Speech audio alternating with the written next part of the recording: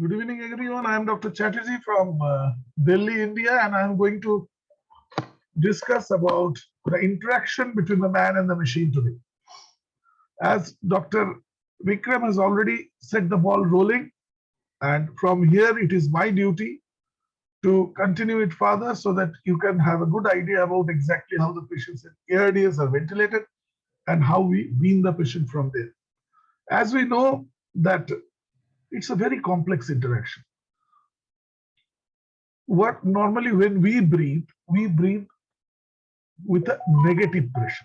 And when we are using a ventilator, we're using a positive pressure. Just a pathological way of ventilation. It is not a physiological way. But this pathology and physiology has to be amalgamated in such a way so that the patient gets the best from it and the patient can be taken out of the ventilator as quickly as possible. So this interaction, as Dr. Kelly said, that man is a slow, sloppy, but brilliant thinker. But the machine is fast, accurate, but it is stupid. It doesn't understand exactly what it is doing. It is us who has to guide this machine how to work, how it will work properly. And that is the reason it is not the machine, but the man behind the machine is so important when you are operating any machines in this world. So with this small introduction, I will start with the scalars of the loop. Basically, whenever these fourth generation ventilators are operating, we basically get three graphs. What we basically do in ventilation, the simplest way of telling it, that we give a volume to the patient or we set a pressure to achieve a volume, and that volume is given over a period of time at a particular speed to the patient. That is the inspiration. Suppose I am giving a 600 ml tidal volume. I give it over a time of suppose 1 second, and at what speed I give this 600 ml, that is the flow. That is in that 1 second, whether I give it in a constant speed or I give that 600 ml, 100 ml first within the first 0.2 or 0.3 seconds, and then the remaining 500 ml we give over 0.7 seconds. So that is a decelerating speed. And when we give this volume, we obviously achieve some amount, create some amount of pressure inside the lungs. That pressure basically is, first of all, the pressure, the volume that we give, it overcomes the resistance of the airways, and then it slowly expands the airway. So we have a peak pressure, which is basically the resistance of the lungs plus the elastance, that is when we will expand the alveoli, and the plateau pressure, that basically is only the elastance, that is when the resistance is not taken into account. So we are going to basically discuss these three things, and when the pressure and the volume is taken together, it becomes a loop, pressure volume loop, and the flow and the volume is compared together, it becomes a flow volume loop. It is as simple as possible.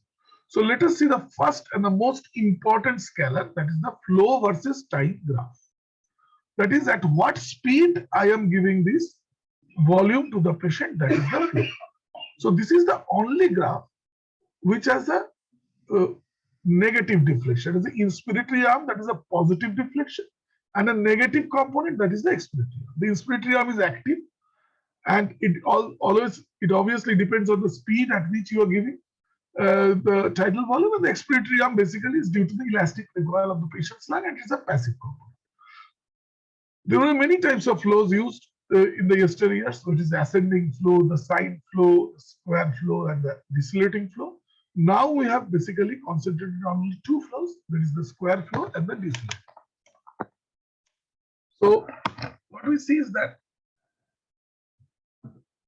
in the flow time graph, this is the inspiratory flow rate. As you see, this is the square flow pattern where we are giving the inspiratory flow rate to the constant rate. We are giving the volume at a constant rate. So it becomes a square one. And the expiratory flow is passive. And obviously, the inspiratory time is the tidal volume divided by the flow rate, from where we get the inspiratory time. The graphs look like this. This is the inspiratory arm, the pink one, and the green one is the expiratory arm. And it is touching the baseline. It will touch the baseline. When it comes to a decelerating flow, the initial part, we give the good amount of volume to the patient a bit quickly, maybe in 0.2 or 0.3 seconds. And the rest one, we give very slowly. So this is the decelerating part. That is the flow that slows down as the time progresses. And obviously, as the flow rate is, this flow rate will increase in the denominator. The flow rate will decrease in the denominator because it is slowing down. It will decrease in the denominator.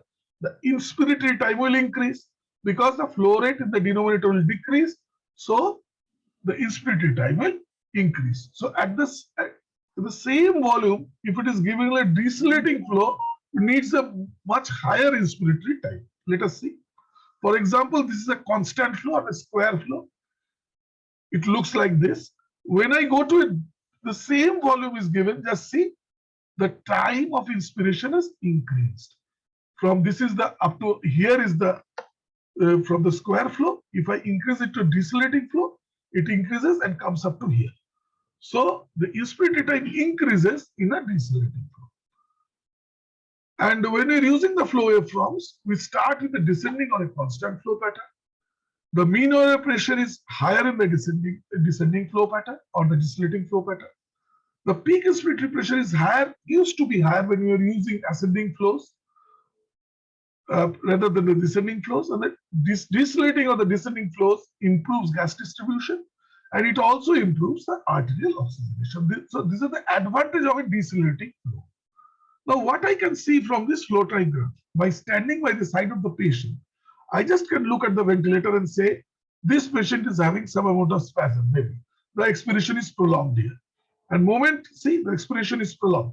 And moment we give some amount of inhalation into the patient, the bronchodilators, the flow improves. So just from by the side of the patient, standing by the side of the patient, seeing the ventilator, we can say, yes, this patient is having a spasm.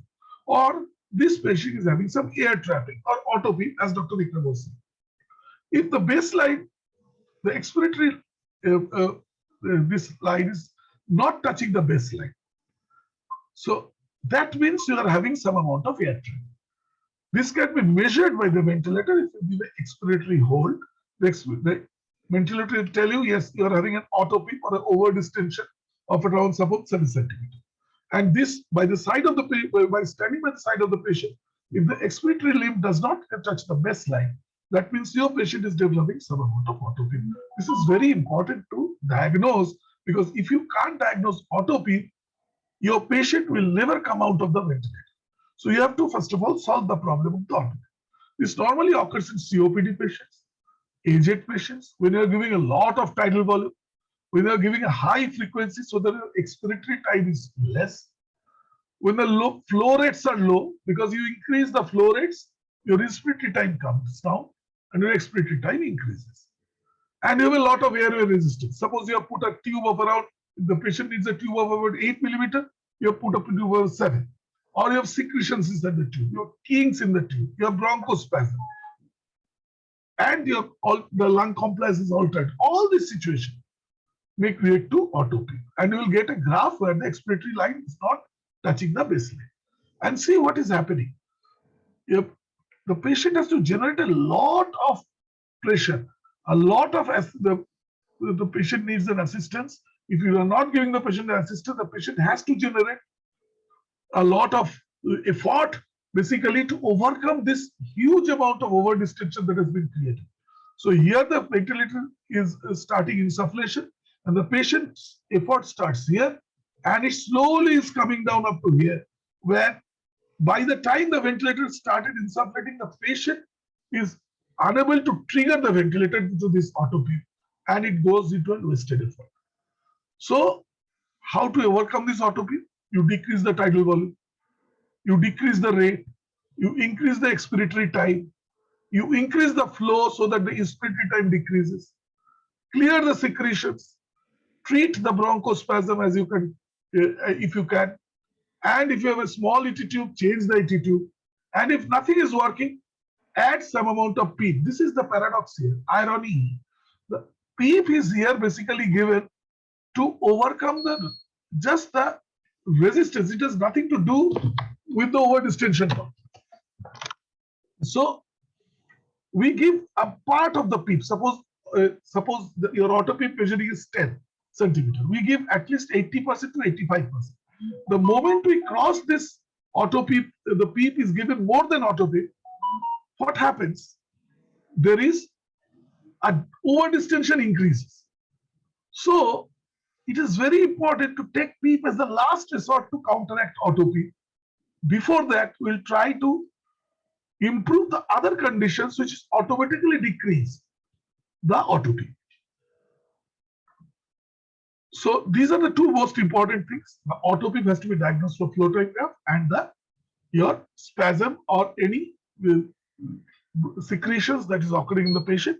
So the flow time graph can tell you about that. Now the most important graph, that is the pressure time graph. As we are giving that volume to the patient in a particular flow, we get a pressure time graph. You see, it differs in a volume control from a pressure control. In a pressure control, as the flow is decelerating, as Dr. Vikram has said, we get a pressure time graph of more or less square pattern lines. Whereas in a constant flow, we get more or less a quite distinctive peak pressure and a flattened plateau pressure here. If we give a inspiratory pause that has been given here, so we get a plateau pressure here, and the peak and the plateau pressure can be very well measured from a volume control graph. Though it can be measured in a pressure control also, many of the people ask me whether we can measure plateau pressure in a pressure control graph. Yes, we can measure. So don't be confused that we cannot measure plateau pressure in a pressure control mode. So what exactly we see in this graph? We see peak pressure, which is basically the combination of resistance plus elastance. We see the plateau pressure, which is only the elastance of the lung. We see the PEEP, and if there is any auto PEEP, and also the mean pressure can be calculated. So if you see here the graph, it starts basically above the zero line. That suppose the PEEP is around 5, so it is starting above the zero line, achieving a peak inspiratory pressure. And the resistance, so it comes down. This is the part where the lung is alveoli starting distending, expanding, and here is basically the compliance of the lung that is shown by the plateau pressure. It comes down and it develops a bit of auto PEEP. So this is the amount of auto PEEP over and above PEEP that is developing here. So that can be measured and be seen by this graph. So if your peak pressure is low, so there may be a leak somewhere. If your peak pressure is increased, then you see the plateau pressure. If the plateau pressure is normal and the peak pressure is increased, there is some amount of airway obstruction somewhere. And if the plateau pressure and the peak pressure both are increased, there is decreased compliance of the lungs, like in ARDS, in pneumonitis. But when your peak pressure is suppose around 25, and your plateau pressure is around 20, suddenly the peak pressure rises to around 40. So that time you have to think that the patient might be having some problem suddenly, the blood pressure going down, the pulse rate coming up. So with a high peak pressure, saturation coming down, maybe the patient has developed a pneumothorax. Or suddenly your patient having everything normal. The peak pressure, the plateau pressure is normal. But the saturation suddenly has gone down, the blood pressure has gone down, the pulse rate is going up. You have to rule out a pulmonary embolism. So that is the importance of the peak and the plateau pressure. It can say if you are having spasm, you are in ARDS, you are having pulmonary embolism, you are having leak, everything can be said by you. And you can measure the static compliance from here. Static compliance is tidal volume divided by plateau pressure minus PEEP. Plateau pressure minus PEEP is the driving pressure. That will be explained by Dr. Sharvili in ARDS. So we can measure the tests. For example, the tidal volume is 500 ml, plateau pressure is 20, and the PEEP is 5. So our static compliance is 500 divided by plateau pressure 20 minus 5 PEEP, that is 33 ml per centimeter of water. But the mistake that we do is that we forget about the tube compliance.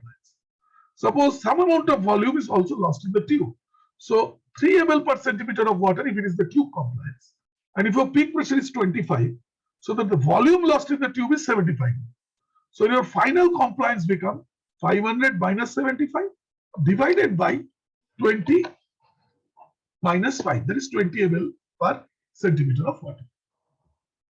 Similarly, we can measure the dynamic compliance also. The dynamic compliance considers peak pressure instead of plateau pressure while measuring the dynamic compliance. So when you measure dynamic compliance, you'll find the dynamic compliance is always less than the static compliance, whether it is a normal lung or it is a ventilated lung. So if you have kept a very long inspiratory time, what will happen? You will form a slight bump at the end of the pressure time graph, like bump like this. Or now see the applications of pressure time graph.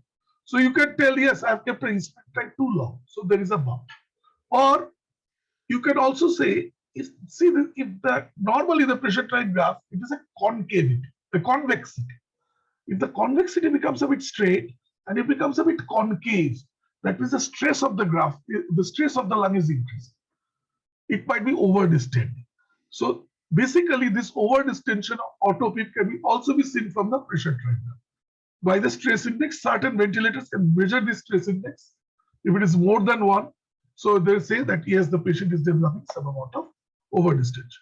And this I am telling you, if the patient is having absolutely normal peak pressure, normal plateau pressure, but the patient's hemodynamic pattern has suddenly decreased, you just take your ultrasound, do ultrasound and see whether you have a D-shaped heart like this right side.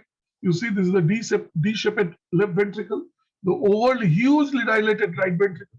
Your D-dimer, you can do it by the bedside, done in 5 minutes. You can see if there is increase, and use your ultrasound to see whether you have a thrombus in the femoral veins.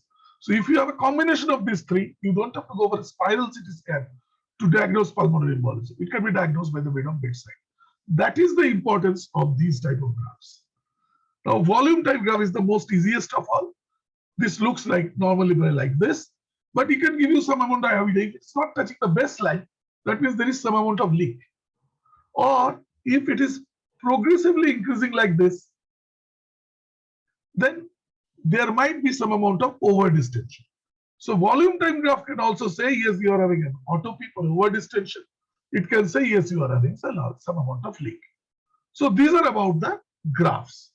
Now we come to the loops. We have 2 loops. One is a pressure volume loop, another is a flow volume loop. The pressure volume loop has the volume on the y-axis and the pressure on the x-axis. It has an ascending inspiratory limb and a descending expiratory limb.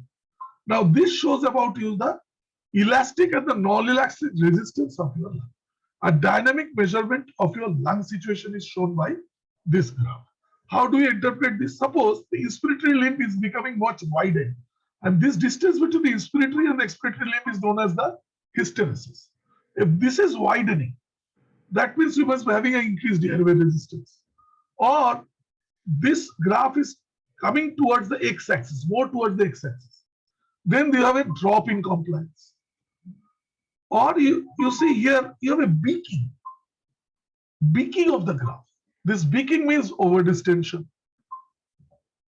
Or you have suddenly there is a concavity at the inspiratory limb. So you have a flow starvation. You are giving less flow to the patient. The patient needs more flow, but you are not giving flow to the adequate flow to the patient. The graph will tell you increase the flow and this will increase. This will increase. Or the expiratory limb is not coming and touching here at 0. So you have some amount of leak somewhere. So this can tell you about the leaks. This can tell you about the flow starvation. This can tell you about the over distension. That is whether you're developing some autopip. This will tell much about your compliance of the lung. That if the lung compliance is decreasing, for example, in ARDS, this loop will come more towards the x-axis. Now, this is another important thing that we have sometimes used for determination of PEEP, how to select PEEP. Now, see, this point is the lower inflection point. This is the point from where the alveoli starts expanding. And they expand up to the upper inflection point here. Beyond it, it becomes over distended. So this is the optimal place where the alveoli are expanding.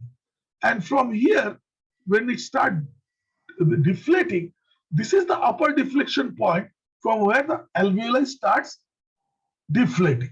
So where to keep the PEEP? There is a confusion among the physicians and the critical care specialists whether we'll keep. They started with this. It was told that let us keep just above the lower inflection point. But there the alveoli is not totally distended. So somebody said, just let us keep just below the upper inflection point. Then again they told that no, here it is not optimally distended. So some people started saying that maybe we keep it just near the upper deflection point, exactly the point from where the alveoli is going to collapse. So the scientific community is divided amongst each other exactly where to put the P from this pressure. There is a pressure volume loop. Remember, in order to get a good loop, you have to decrease the flow to the minimum of the ventilator to around 4 liters per minute. Then only you can give a good loop and an ideal loop. And this figure of 8 means the patient is breathing here. This is a patient assisted breath. That gives a figure of 8. So this is all about the pressure volume loops. Now the flow volume loops, all the anesthetists who have done their post-graduation must be reading off and on all through their life. Here you have inspiratory limb, you have the expiratory pattern, and it gives you all about the type of that is whether you have a restrictive lung disease or an obstructive lung disease or a combination of restrictive and obstructive lung disease or a fixed airway obstruction. Everything can be shown from here. I'm sorry, I suddenly have missed that slide. So I'll just escape from here and try to bring out that slide. It's very important.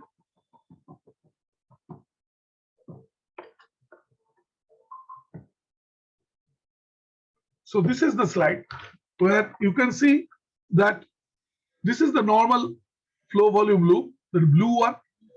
Here you have a restrictive pattern where it has come down a bit much smaller than anticipated. Here you have the expiratory limb has a concavity. So you have an obstructive pattern. If these two are combined together, that is there is a concavity of the expiratory limb and the inspiratory limb also comes down, becomes smaller. There is a combination of obstructive and respiratory pattern. Both the limbs has become shortened like this. So the fixed airway obstruction. It is the inspiratory limb that has basically flattened. So there is an extrathoracic obstruction variable, or is the expiratory limb that has a bit flattened. So there is a variable intrathoracic obstruction. So by seeing the different type of loops, you can say exactly what type of disease the lung is having. And you are having something like this, that is in the expiratory limb, zigzag pattern. This is basically you're having a lot of airway secretions. So just by the side of the patient you're standing, just see how many things you can see tell about the condition of the patient. You're having spasm, you're having secretion, you're having autopy, you're having leaks, so on and so forth. So that is the importance of these graphs. So you can also say in the graph, this expiratory limb is not coming and touching the inspiratory limb. So you have some amount of autopy. Or again, the expiratory limb is not coming and touching zero. So you have some amount of volume leak here. This is the pressure volume graph where it is not touching the zero. So here having some amount of volume leak. So all the type of patterns can be seen from these graphs and the loops. So now after discussing the loops and the graphs, let us come to the asynchrony. Now asynchrony, this is the major problem with all ventilators and patients and also the intensivists. We have to diagnose the asynchrony properly. Otherwise, it will be very difficult to take out the patient out of ventilator. Now see, this is the inspiration and the expiration. The orange is inspiration and the green is expiration. And the red colored is the ventilation. Ventilator is insufflating the patient. If it matches exactly the inspiration, then there is no asynchrony.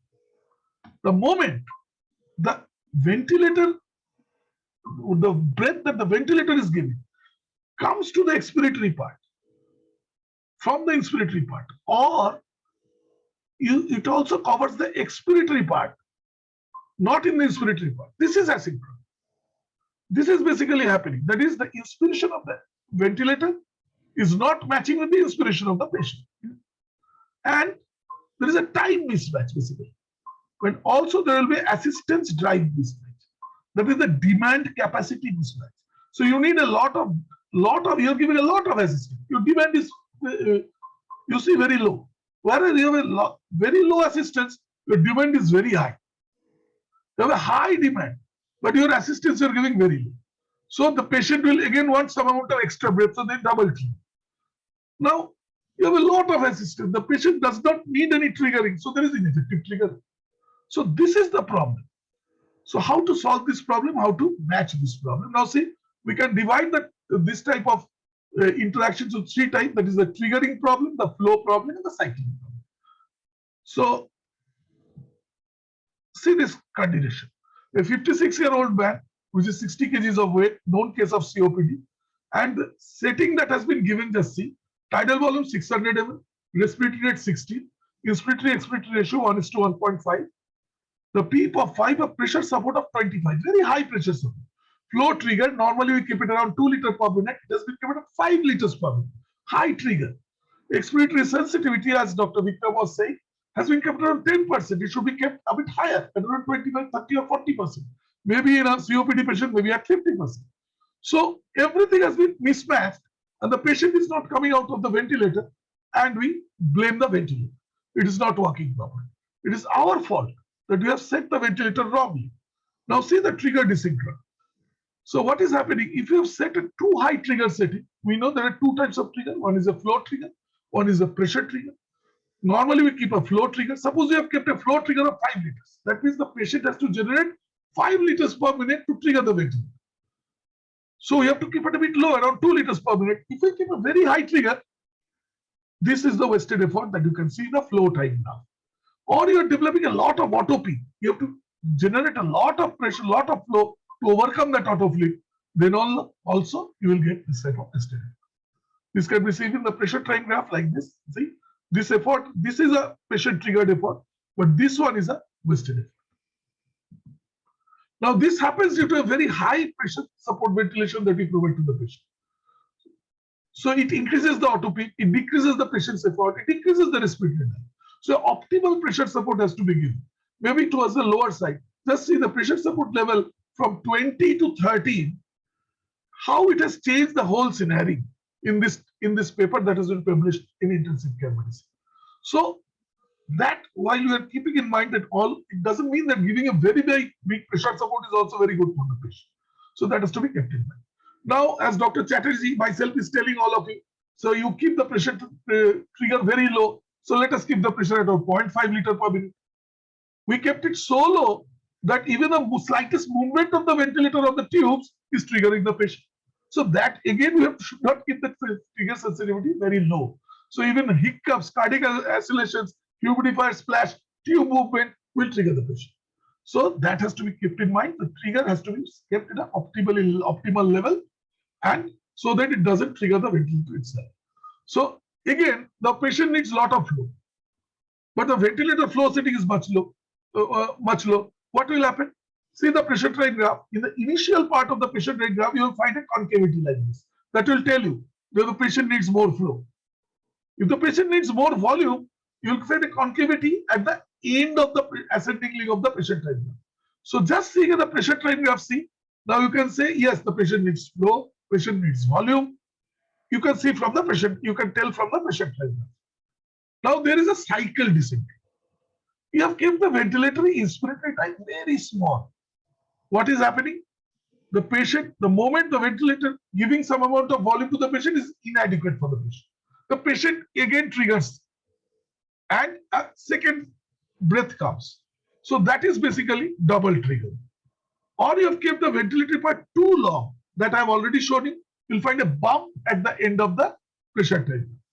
And there is a flow cycling you have to set wrong, that is in pressure support ventilation. I'll come to that. Now see, this is double triggering. So where the first breath is a controlled breath, but the inspiratory time is so short and the patient demand is not being met, the patient again triggers the ventilator. And you get a big amount of pressure here, the pressure increases. Again, the cycle 2 is fine. And again, in cycle 3, you find the patient again triggers the ventilator again. And there are two types of graphs is coming in the flow like this. So this is double trigger. So you have kept your ventilator inspiratory time very short. Suppose 0.7, 0.6 seconds. It should always be kept at least minimum 0.8 seconds, if not less than that. Should not keep inspiratory time less than 0.8 seconds. Keep it around 1.2 seconds, this problem will be solved. So just by changing the inspiratory time, you can solve the double triggering. Now you have kept it too long, as I told you, in the pressure train graph, the patient is trying to exhale, but the ventilator is still in inspiration.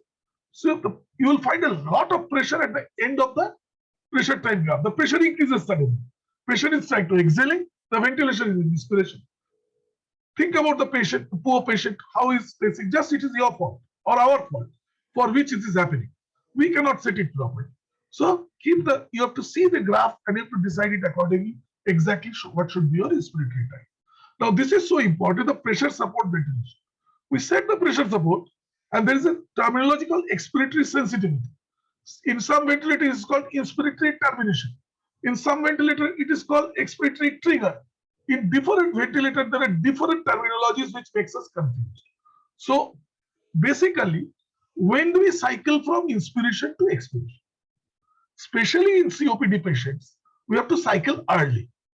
If we cycle late, the expiratory time will be short, the patient cannot exhale totally, CO2 will get retained, auto PEEP will develop, and it will be a very bad situation for the patient. You can see the patient will be basically fighting with the ventilator.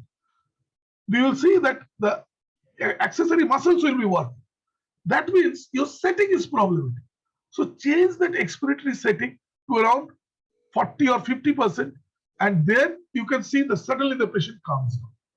So this is basically the trick that you have to follow. See here from 0.25, that is 25%, we have gone to 60%, and there is a we are going to the expiration of it early.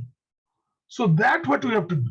Otherwise, the delayed cycling might lead to a lot amount of auto PEEP, lot about over distension, patient discomfort, and the patient will never come out of ventilator.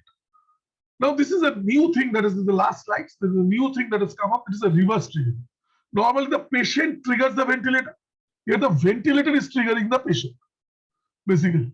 So, this happens normally, say, after you are coming here. Somewhere here it is happening. After the ventilator is giving a breath. And this occurs in patients who are very deeply sedated. And this has to be distinguished from double triggering. This is not double triggering. This is reverse triggering. Mainly in deeply sedated patients, you can find this type of graphs.